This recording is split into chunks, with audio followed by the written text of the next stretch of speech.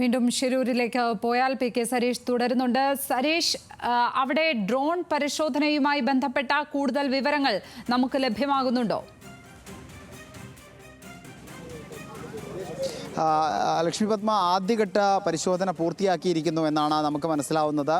ഡ്രോണിൻ്റെ ആദ്യഘട്ട, അതായത് ഏറ്റവും പ്രധാനപ്പെട്ട ഡ്രോണിൻ്റെ ആദ്യഘട്ട പരിശോധന പൂർത്തിയാക്കിയിരിക്കുന്നു. അതിന് വീണ്ടും കരയിലേക്ക് തിരിച്ചു വിളിച്ചിരിക്കുന്നു എന്നാണ്, ആ ഡ്രോൺ വീണ്ടും കരയിലേക്ക് തിരിച്ചെത്തിച്ചിരിക്കുന്നു എന്നാണ് നമ്മൾ മനസ്സിലാക്കുന്നത്. അങ്ങനെയെങ്കിൽ അല്പസമയത്തിനകം തന്നെ കൃത്യമായൊരു ചിത്രം വ്യക്തമാകും. കാരണം ഇപ്പോൾ നമ്മൾ മനസ്സിലാക്കുന്നതനുസരിച്ച് ഈ കൃത്യമായൊരു 10 മിനിറ്റോളം സമയം, 10 മിനിറ്റിലേറെ സമയം ഈ വാഹനം അല്ലെങ്കിൽ ലോറി എവിടെയാണോ അവിടെ തന്നെ കേന്ദ്രീകരിച്ചാണ് ഈ പരിശോധന ഡ്രോണിൽ നിന്ന് നടത്തിയത്. ആ ഡ്രോൺ പരിശോധനയിൽ ആദ്യഘട്ടത്തിലൊന്നും ചിത്രങ്ങൾ വ്യക്തമായിരുന്നില്ല. പക്ഷേ പിന്നീട് വീണ്ടും ഡീപ്പ് സെർച്ച് നടത്തി എന്നാണ്.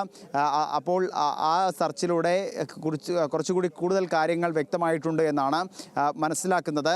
അപ്പോൾ ഇനി കൂടുതൽ വ്യക്തമാകണമെങ്കിൽ, ഒരു പക്ഷേ ഇനിയും കൂടുതൽ വിവരങ്ങൾ വ്യക്തമാക്കണമെങ്കിൽ കുറച്ച് സമയം കൂടി എടുക്കും എന്നാണ് മനസ്സിലാക്കുന്നത്.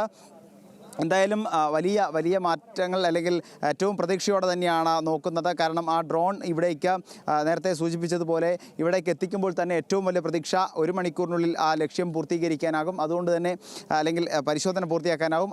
അത് കഴിഞ്ഞ് 1 മണിക്കൂർ കൂടി പിന്നിടുമ്പോൾ ആ വാഹനം കരയിലേക്ക് എത്തിക്കാനാകും എന്നൊക്കെയായിരുന്നു. പക്ഷേ ഇപ്പോഴും വലിയ പ്രതിസന്ധി ഇതുമായി ബന്ധപ്പെട്ട ഉണ്ടാവുന്നുണ്ട് എന്നാണ് നമ്മൾ മനസ്സിലാക്കുന്നത്. തീർച്ചയായും ഇതെല്ലാം അവഗണിച്ച്, അല്ലെങ്കിൽ അത്തരത്തിലുള്ളതിനെല്ലാം അവിടെ ലോറിയെ മാർക്ക് ചെയ്യാൻ സാധിച്ചിട്ടുണ്ടോ ഡ്രോണിന്?